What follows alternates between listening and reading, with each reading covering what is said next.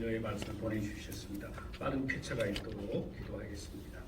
자, 이제 특별 강연의 순서를 갖겠습니다. 참 모시기 쉽지 않는 힘든데 코로나 상황인데 참 중요한 3.1운동 3.1절 103주년을 기념해서 우리 역사학자를 모시겠습니다. 우리 이만열 박사님 제가 특별히 설명하지 않더라도 워낙 잘 아시겠습니다만은 우리 한국 근현대사와 우리 기독교사를 연구하고 우리 한국 사회 우리 교회의 애언자적 목소리를 내고 실천해 오신 존경받는 우리 지도자입니다. 숙명여자대학교 명예교수이십니다. 국사편찬위원장, 친일인명사전 편찬위원장, 한국독립운동사 편찬위원장, 외국인 노동자를 위한 기념선거의 대표, 남북나눔 운동연구위원장 등 많은 직책이 있는데 현재는 상지학원 이사장으로 계십니다. 우리 이만열 박사님을 뜨거운 박수로 모시겠습니다.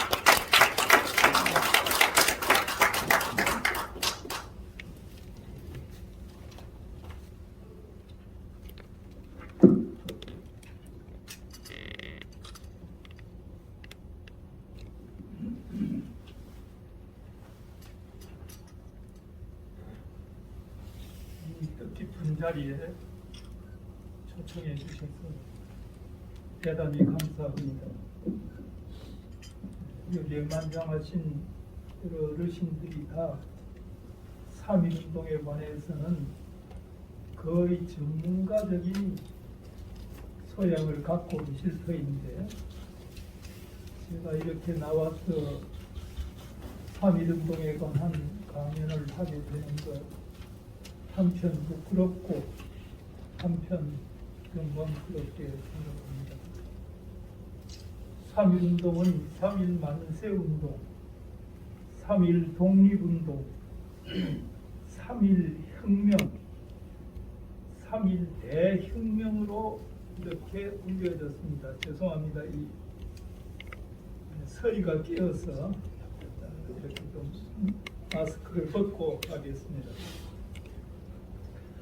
역사 용어는 역사적 사실을 어떻게 인식하고 해석하느냐에 관건이 있는 만큼 앞에 말한 그런 용어들은 3.1운동을 어떻게 인식하고 강조하고 해석하고 적용하느냐 하는 문제와 관련이 있다고 생각이 듭니다. 우선 3.1운동을 지칭하는 그 용어들 가운데 크게 대별되는 것이 운동이냐 혁명이냐 하는 그런 용어가 되겠습니다. 이런 용어는 그 사건을 규정하는 가치관의 차이를 나타내고 있습니다. 운동은 흔히 어떤 목적을 가지고 한 시대 역사를 움직였던 일련의 사건을 의미할 때 운동이라는 말을 많이 씁니다. 그러나 그것을 혁명이라고 할 때에는 그 운동력이 체제를 바꾸었거나 거기에 준하는 어떤 사건이어야 한다는 것입니다. 선진들이 3.1 혁명이라고 이렇게 말을 많이 했습니다. 사실 제헌헌법을 만들 적에 그때만 하더라도 3.1 혁명이라는 말을 가지고 그걸 헌법 전문에 넣어야 된다. 그러다가 나중에 3.1 운동이라는 말로 이렇게 정리가 되었습니다만 그 전에 이 3.1 혁명이라는 말을 아주 많이 썼던 것을 알 수 있습니다. 3.1 혁명이라고 했을 때 그것은 독립운동적인 측면에서는 민족혁명적인 그런 성격을 가졌다고 할 수 있습니다. 일제에 대한 민족혁명적 성격을 가졌다는 의미입니다. 그리고 전근대적인 정치 체제를 뒤엎고 새로운 정치 사회 체제를 제례했다는 그런 점에서는 민주혁명으로 이렇게 보았습니다. 3.1운동 이미 103주년을 맞이합니다마는 이 시점에 그것을 운동으로 그냥 볼 것인가 아니면 혁명으로 재정립할 것인가 하는 것을 두고 역사학계에서는 상당히 논란이 일고 있습니다.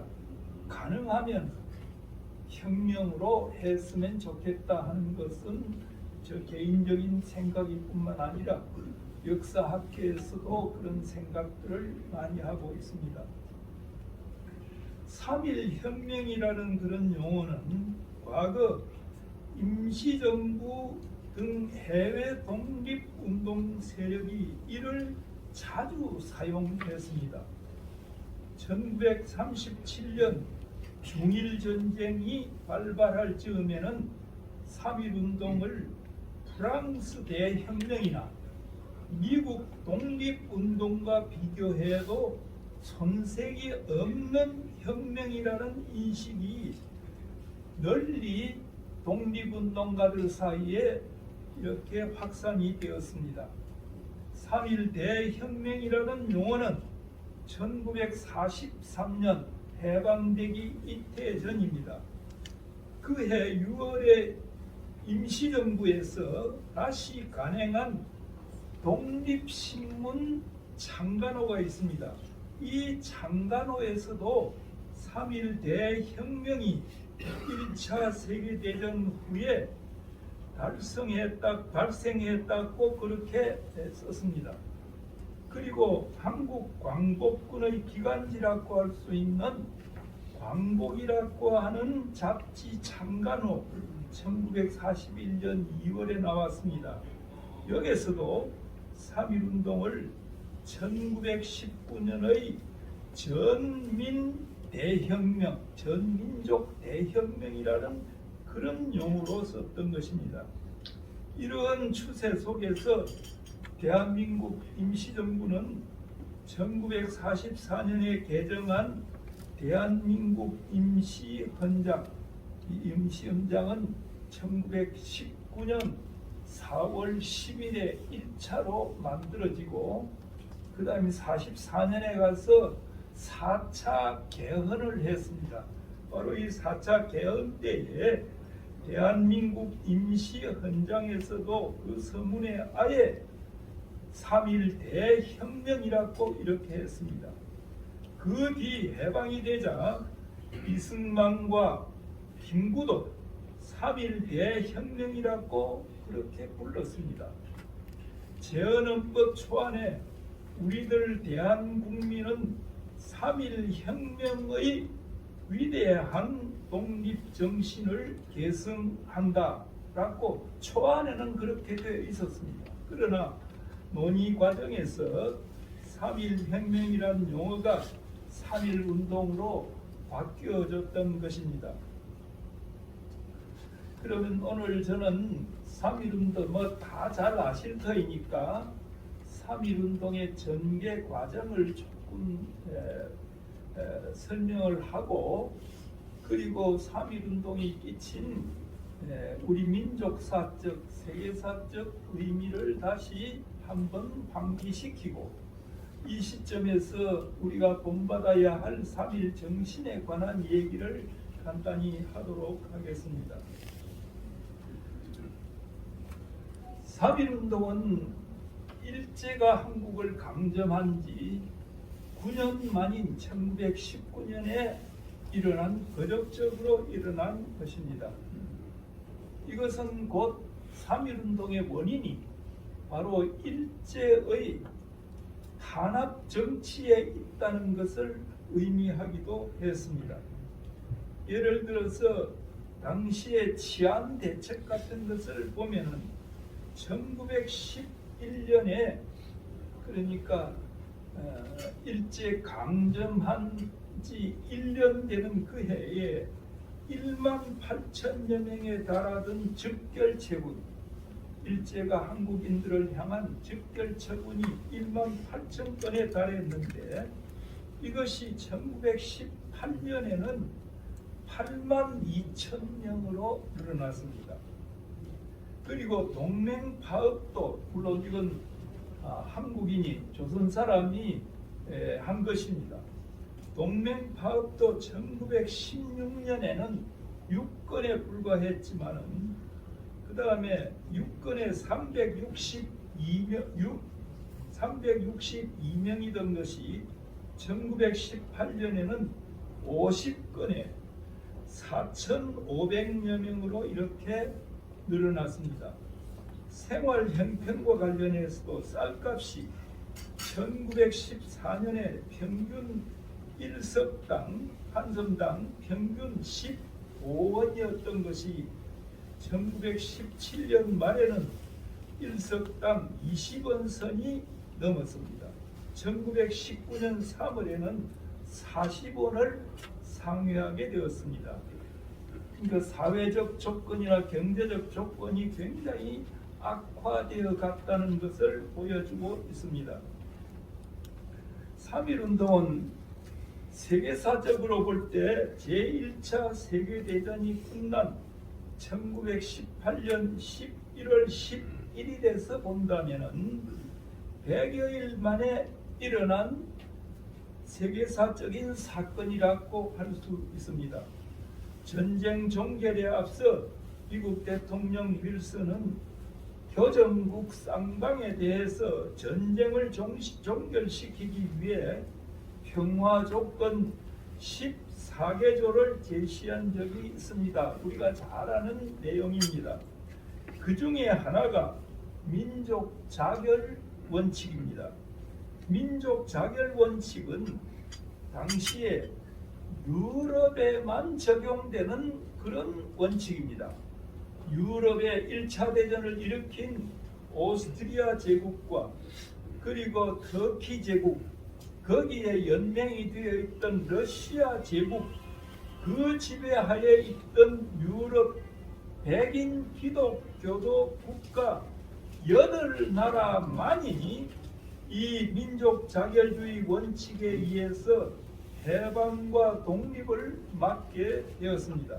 그러나 아시아, 아프리카 피지배 민족으로서는 민족 자결주의 원칙을 적용받아서 독립한 민족은 하나도 없었습니다.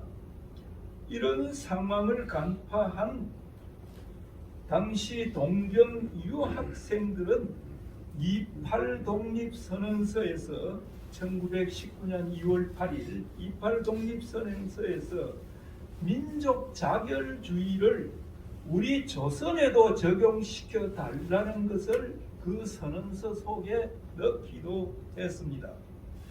민족 자결주의 원칙이 승전국 식민지에 적용되지는 않았습니다. 예를 들면 당시에 승리했던 영국이나 프랑스나 또 뒤에 참가했습니다마는 미국 같은 나라의 식민지에 대해서는 민족 자결주의가 적용되지 않았습니다. 일본도 당시에 유럽에 가서 싸움을 한 건 아니지만은 독일 청도, 그러니까 산동반도 안으로 쭉 들어가는 청도라고 하는 청도가 있습니다. 이 청도가 독일의 조차지였습니다. 그런데 일본은 이 청도를 공격했습니다. 공격해서 이겼습니다. 그 말은 뭐냐 하면은 일본이 독일과 싸워서 동양에서 독일과 싸워서 승리한 거나 마찬가지입니다. 승전국에 해당하니까 그 승전국 지배하에 있던 조선에는 적용이 될 수가 없었습니다. 민족 자결주의가. 그런 여건을 우리가 몰랐던 것이 아닙니다. 또 28 독립선언을 선언한 우리 주일 대학생들이 그걸 몰랐던 것이 아닙니다. 또 우리나라 지도자들도 그걸 몰랐던 것이 아닙니다. 그러나 그것을 우리의 것으로 이렇게 만들려고 한 대단히 중요한 계기를 만들어 갔던 것입니다.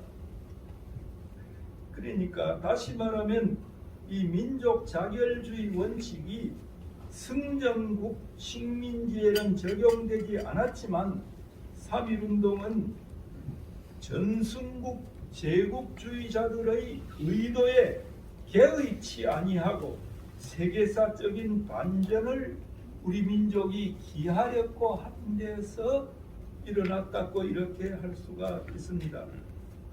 3.1운동이 일어나게 된 직접적인 그 흐름을 조금 보도록 하겠습니다. 1차 대전이 끝나고 난 뒤에 상해에 있던 여운형 선생을 비롯한 독립운동가들이 세계사의 움직임을 간파하기 시작했습니다. 그래서 파리에서 1차 대전을 종료시키는 강화회의가 열린다는 것을 알았습니다. 미국 대통령 특사로 왔던 윌슨이라고 하는 분이 이걸 알려주었습니다. 그래서 여운형 선생을 비롯해서 상해에 있던 우리 독립운동가들이 그러면 이 만국평화회의에 우리 대표, 조선 대표도 파견해서 독립을 호소해보자 이렇게 했습니다. 그래서 돈을 모으고 그 다음에 김규식 박사를 파송키로 했습니다. 김규식 박사는 언더우드 선교사의 양아들이라고도 하고 그 다음 그분은 미국에 가서 영문학을 공부합니다. 그래서 당시로서는 섹스피어 연구의 대가이기도 했습니다. 이 김규식 박사가 돌아와서 세문안 교회에서 장로가 되고 1913년 조국을 버린 게 조국을 떠나서 독립운동에 나서게 그렇게 되었습니다. 그분은 독립운동을 하다가 돈이 떨어지면은 대학에서 금능대학 즉 남경대학 같은 데 가서 강의를 하면서 돈을 벌어가면서 독립운동을 했던 그런 분입니다. 영어에 출중하니까 이분을 파송하기로 했습니다. 여운형 선생을 중심으로 해서 파송 비용을 부담하고 또 대표를 파송했으니까 대표가 만국평화회의에서 활동을 하도록 하자면은 그 뒤에서 독립운동을 하는 많은 조선인들이 있다는 것을 알려주어야 된다 해서 여운형 선생은 성수 북간도와 그 다음에 연해주 지역으로 갑니다. 거기에 가서 우리 독립운동을 좀 같이 해서 세계사에 좀 알리자 이런 걸 합니다. 또 일부에서는 상해 임시정부는 아직 나오지 않았고요. 상해에서 독립운동을 하던 일부는 평안도 쪽으로 들어와서 기독교도들과 접촉을 하기도 했습니다. 김규식 박사의 부인되는 김순애 선생은 한국으로 들어와서 부산 지역에서 또 활동을 했습니다. 그리고 이광수, 장덕수 같은 사람들은 일본에 파송했습니다. 그래서 일본에 있는 대학생들을 중심으로 해서 움직이도록 했습니다. 이렇게 해서 독립을 원하는 조선족들이 많이 있다는 것을 알림으로써 김규식 선생이 활동하는 데 뒷받침이 되도록 만들었습니다. 그래서 28 독립선언이 나오게 되고 그리고 만주 지역에서는 무어 독립선언이라고 하는 것이 나옵니다. 그리고 그런 분위기 하에서 국내에서도 천도교 측과 기독교 측, 나중에는 불교 측도 합작을 해서 이 3.1운동이라고 하는 것을 만들어내게 되었던 것입니다. 이런 분위기를 이끌어갔던 가장 중요한 사람의 한 분이 바로 여운형 선생이라고 할 수 있습니다. 자, 그러고 난 뒤에 3.1운동이 터지게 되었습니다. 3.1운동이 터지게 된 것은 3월 1일 당일부터 시작합니다마는 당시에 민족 대표 33인은 직접 그 민중들과 접촉해가지고 하지 아니하고 그 다음에 자기들끼리 모여서 그 다음에 독립을 선언하고 선언서를 읽고 그 다음에 총독부에 얘기해가지고 우리가 이곳에 있다. 그래서 뭐 잡아가도록 그렇게 만들었습니다. 그러나 당시에 학생들과 또 청년들이 빠고다 공원을 중심으로 해서 모여서 만세를 제창하고 시위에 들어가게 그렇게 되었습니다. 3월 1일 당일에 만세운동을 일으킨 곳은 서울을 포함한 8 내지는 9곳이 됩니다. 물론 이전에 기독교 측과 천도교 측과 불교 측이 선언문을 만들고 선언서를 프린트하고 그래서 지방에다가 배포하는 일을 비밀리에 그렇게 했습니다. 했기 때문에 지방에서도 이런 움직임을 감지하고 있었던 것입니다. 그래서 3월 1일 당일날 일어난 것이 8곳 내지 9곳입니다. 그리고 4월 1일에 가면은 3월 1일에서 한 달 후인 4월 1일에 가면은 67회 하루에 조선 내에서 67군데에서 만세운동이 터졌습니다. 저희 고향인 경남 함안 군북이라는 조그마한 면입니다. 면인데 3월 21일에 독립운동, 만세운동이 일어났습니다. 일제가 너무 비참하게 이 사람들을 죽였는데 21명이 그때 희생을 했습니다. 년 단위로 하루에 21명 이렇게 희생된 곳이 많지 않습니다. 많지 않지만 저희 고향에서만 하더라도 3월 21일 날 그렇게 희생이 되었던 것입니다. 그러다가 4월 11일까지 매일 10회 이상 일어났습니다. 하루에 50회 이상 일어난 곳은 3일, 그리고 30회 이상 일어난 곳은 15일이나 됩니다. 시위 참가자는 총 2,000회가 넘습니다. 일제 측에서는 1,524회라고 했습니다만은 그리고 일제는 50명 이상만 모인 것을 카운트했습니다. 저희들 자료에 의하면은 2,000회가 넘었습니다. 연 인원도 일제 측이 조사한 걸 보면 202만 명을 넘었다고 했습니다. 그러나 박은식 선생이 쓴 한국 독립운동지 혈사라고 하는 책에 보면은 연 1천만 명이 넘었다는 그런 기록도 있습니다. 4월 1일에 가장 많이 일어났다가 그 뒤에 이렇게 조금씩 사그라지게 됩니다. 그 이유 가운데 하나는 만국 평화회의에서 한국 문제를 다루지 않는다는 것이 알려졌습니다. 그렇게 되니까 상당히 많이 위축이 된 것이죠. 그래서 독립운동이 물론 1년 동안 계속은 되었습니다만은 4월 1일을 정점으로 해서 조금씩 내려가게 되었다는 것도 말씀을 드리겠습니다. 이 3.1운동을 통해서 희생자만 체포 투옥된 사람이 46,948명, 이 다 일제 측 기록입니다. 그리고 이건 3월에서 6월까지가 그랬습니다. 그리고 2만 명에 가까운 이들이 이결수 혹은 기결수로 수감이 되었습니다. 그리고 1,590여 명이 부상을 당했고 7,600여 명이 살해당했습니다. 물론 이건 일제 측 기록에 의한 것입니다.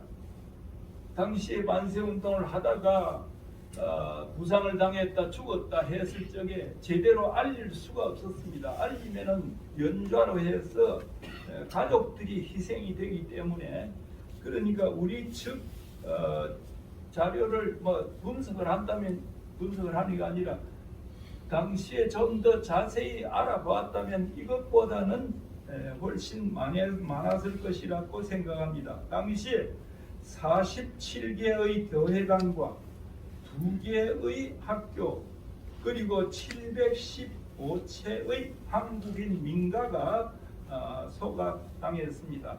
우리가 잘 아는 지암리 교회와 지암리 사건은 거기에 29명의 교인들 예배당 안에 넣은 채 불살라버리는 그런 만행을 보이기도 했고, 그 근처의 수촌리라는 곳이 있습니다. 지금도 그 마을들이 다 있습니다만 거기에는 일제 헌병들이 와서 다 불살라버리고 집을 불살라버리는 이런 만행들이 보였던 것입니다.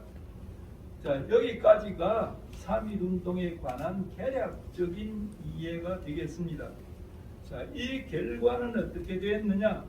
물론 우리가 독립을 바로 쟁취하지는 못했지만 일제로 하여금 그들의 수탈 정치 자체를 바꾸는 계기를 만들었습니다. 그 당시까지만 하더라도 화학적인 수탈 정치만 강행을 했는데 이때 와서는 자기들 표현으로 문화 통치라고 하는 걸 내세웠습니다. 그래서 동아일보, 조선일보 같은 신문도 간행토록 하고 언론 집회의 자유도 조금씩 주는, 그러니까 국내에서의 변화는 이런 것이라고 할 수 있습니다. 뿐만 아니라 우리에게 더 중요한 사실은 당시에 이 독립 정신을 기반으로 해서 대한민국 임시정부를 건립했다는 것입니다. 이것은 독립운동을 하던 사람들이 여러 곳에 흩어져 있었습니다. 그러나 그들 가운데 상당수가 상해에 모이게 되었습니다. 이때 우리나라에서 이 안에서 기독교 가운데서 현순 목사라고 하는 분이 있었는데 기독교 측에서 그분을 먼저 3.1 운동이 3월 1일 되기 전에 먼저 내세웁니다. 이분은 옛날 하와이에 목회자로 갔다 온 분으로서 영어를 잘하는 그런 분이었습니다. 그래서 3.1 운동이 일어나면 이 국내의 사건들을 세계에다가 알리라, 그런 역할을 하고, 그리고 3.1 독립을, 그러니까 독립을 선언하면은 나라를 세워야 될 것 아니냐. 그걸 국내에서는 나라를 세울 수가 없으니까 당신이 사명을 띠고 가서 상해를 중심으로 해서 독립운동 지역에서 거기에서 나라를 세우라, 이런 미션을 주었습니다. 가서 백방으로 노력을 합니다. 노력을 해가지고 1919년 4월 10일 저녁에는 29명의, 그러니까 각도 대표, 요즘 말로 하면 대의원이 되겠습니다. 이 대의원, 독립운동을 하는 대의원들이 모인 가운데에서 밤 10시부터 그 이튿날 10시까지, 이튿날 낮 10시까지, 그러니까 12시간 동안 토론을 했습니다. 토론을 해가지고 결론 나온 것이 나라를 세우기로 한다. 그래서 국호를 대한민국으로 한다. 대한민국으로 정하는데도 많은 그 논란이 있습니다만은 대한민국으로 한다. 그리고 임시 헌장 10조를 만들었습니다. 그 임시 헌장 10조 가운데 1조가 대한민국은 민주공화제로 함, 요게 제1조입니다. 그러니까 이 1조는 그 뒤에 우리 대한민국 헌법, 대한민국은 민주공화국이다 라고 하는 대로 쭉 연결이 되었던 것입니다. 그리고 어떤 국가 체제를 만들 것이냐 하는 걸 논의합니다. 해서 그날 저녁에 저녁에 토론을 해가지고 그 이튿날 10시 이후에 4월 11일입니다. 이렇게 대한민국 국호를 정하고 나라를 세우고 그리고 헌법을 만들었습니다. 그리고 국가 체제의 그 정비를 위해서 그러니까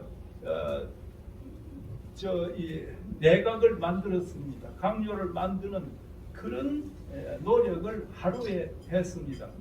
그것이 대한민국 임시정부가 된 것입니다.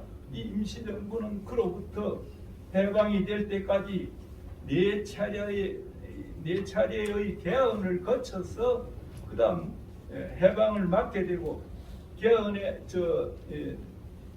1944년 그 이전에는 일본과 개전, 일본이 하와이 공격을 하고 그다음 2차 대전을 일으켰을 적에 일본에 대한 선전포고를 하고 그리고 광복군을 만들고 광복군을 중심으로 해서 국내에 바로 정진대를 보낼 수 있도록 다시 말하면은 훈련된 병사를 한국에 떨어뜨려 가지고 교란 작전을 시키도록 이렇게 하다가 결국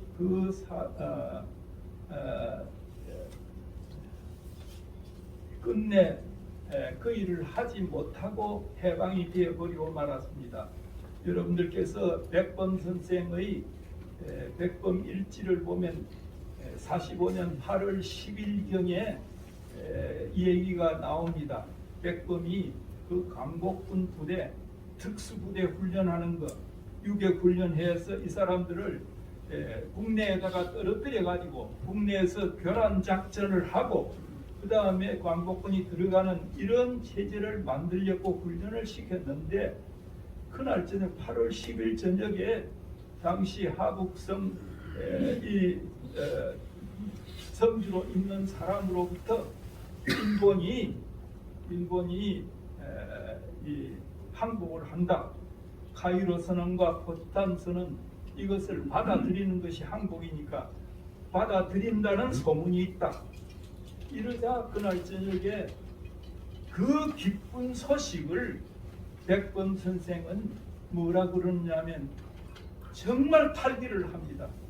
이 기쁜 소식인데 우리가 만든 군대를 우리나라에 보내가지고 싸움 한 번 못하고 이렇게 지금 끝나게 되다니 하면서 탈기를 하는 그런 장면이 바로 백범 선생의 백범 일지에 나오고 있습니다. 그 대한민국 임시정부가 이렇게 준비를 많이 했던 것을 알 수 있습니다.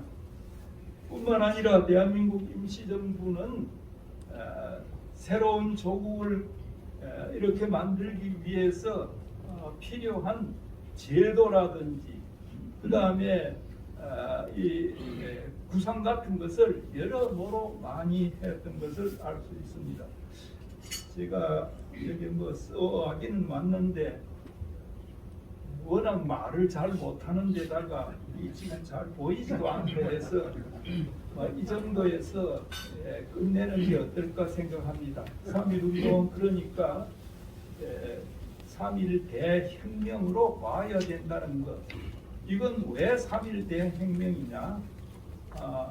이것은 바로 우리 민족 사상 백성이 주인이 되는 이 혁명을 완성시키는 일을 해서 제도적으로 대한민국이라고 하는 이 제도적으로 완성시켰을 뿐만 아니라 그것이 민족혁명 일제로부터 민족혁명을 일으키는 근간이 되었기 때문이다.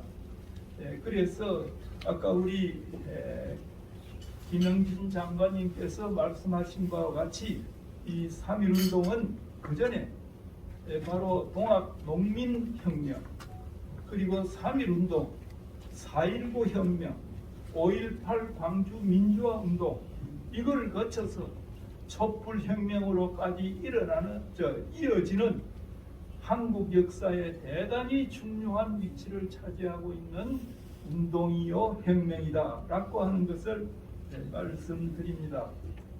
이걸 통해서 우리 후손들에게 3.1운동의 역사적 의의를 제대로 알려서 그다음 우리도 부끄럽지 않은 그런 조상으로서 좀 생활을 할 수 있었으면 좋겠다 하는 기대 간절합니다.